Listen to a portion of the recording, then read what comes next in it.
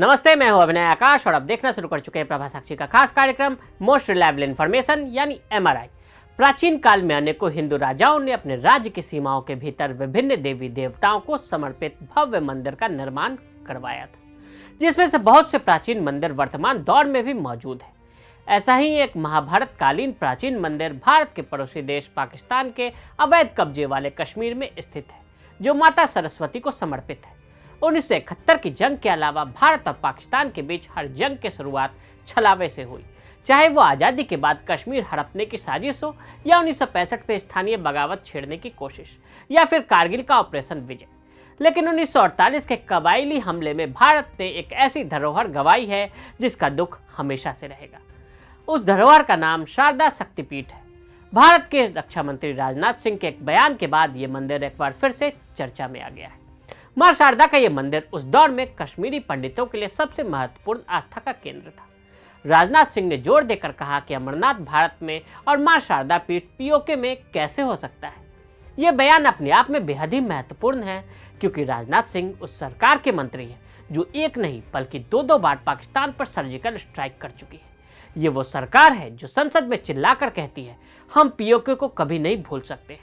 ऐसे में अब यह चर्चा तेज हो चली है कि क्या अब पाकिस्तान अधिकृत कश्मीर को भारत में शामिल करने का वक्त आ गया है। राजनाथ सिंह ने किस शारदा पीठ का जिक्र किया। भारत के रक्षा मंत्री राजनाथ सिंह ने पाकिस्तान के कब्जे वाले कश्मीर को भारत का हिस्सा बताते हुए शारदा पीठ, जहां हिंदू देवी सरस्वती के मंदिर के अवशेष हैं, उसका जिक्र किया। उन्होंने कहा कि शिव स्वरूप जम्मू कश्मीर के इस तरफ रहे और पीओके की तरफ शांति स्वरूप रहे, ये कैसे हो सकता है। पाकिस्तान के कब्जे वाले कश्मीर को भारत का अभिन्न हिस्सा बताते हुए उन्होंने कहा कि इस देश का हिस्सा बना रहेगा। बता दें कि शारदा प्राचीन मंदिर, जिसे शारदा या शारदा शक्तिपीठ भी कहा जाता है, 18 महाशक्तिपीठों में से एक है और इसे हिंदू देवी सरस्वती का निवास माना जाता है। मंदिर को कभी वैदिक कार्यों, शास्त्रों की उच्च शिक्षा के प्रमुख केंद्रों में से एक माना जाता था। यह मान्यता है कि इसी स्थान पर देवी सती का दाहिना हाथ गिरा था, इसलिए यह स्थान 18 शक्तिपीठों में से एक माना जाता है।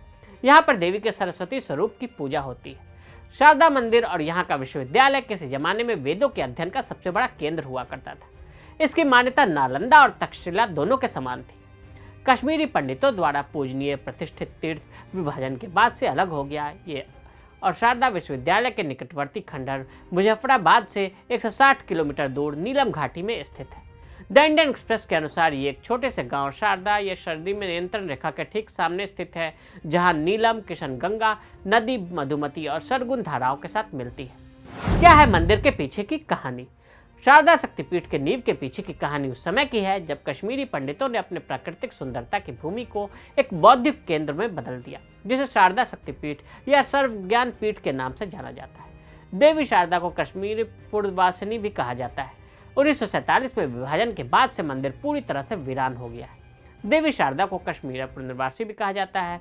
शिक्षाविदों के बीच यह भी माना जाता है कि मंदिर का निर्माण 723 ईस्वी में राजा ललितादित्य ने किया था, क्योंकि इसकी वास्तुकला, डिजाइन और निर्माण शैली में अनंतनाग में मार्तंड मंदिर जैसी दिखती है।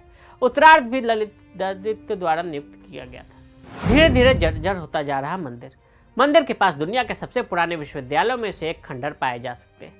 ऐसा माना जाता है कि शारदा विश्वविद्यालय की अपनी लिपि थी, जिसे शारदा के नाम से जाना जाता था, और इसमें 5000 से अधिक विद्वान और सबसे बड़ा पुस्तकालय भी था। 14वीं शताब्दी तक इस मंदिर ने प्राकृतिक आपदाओं की वजह से काफ़ी नुकसान झेला, जिसके बाद विदेशी आक्रांता ने भी अपना योगदान दिया। कुछ इतिहासकारों का मानना है कि भारत में मुस्लिम शासन के दौरान शारदा पीठ को लगातार नज़रअंदाज किया गया और मंदिर के विकास कार्यों को दबाने की कोशिश भी हुई, जिसकी वजह से धीरे धीरे ये जर्जर होता चला गया।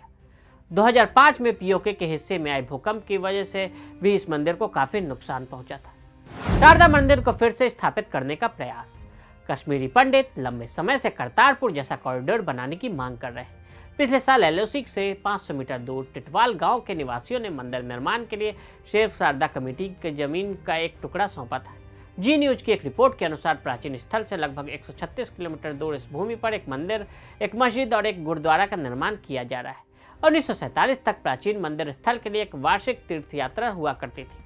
हालांकि इस क्षेत्र में पाकिस्तान के कब्जे के बाद ये बंद हो गई। साल 2007 में देश के पूर्व गृह मंत्री लाल कृष्ण आडवाणी ने पाकिस्तान सरकार से शारदा पीठ के जीर्णोद्धार की मांग की थी। तो आज हमने आपको पीओके स्थित मां शारदा के मंदिर की कहानी बताई। ऐसी रिपोर्ट्स को देखने के लिए प्रभा साक्षी के साथ लगातार बने रहें। वीडियो को देखने के लिए फेसबुक और ट्विटर पर फॉलो करें, यूट्यूब पर प्रभा साक्षी को सब्सक्राइब करें।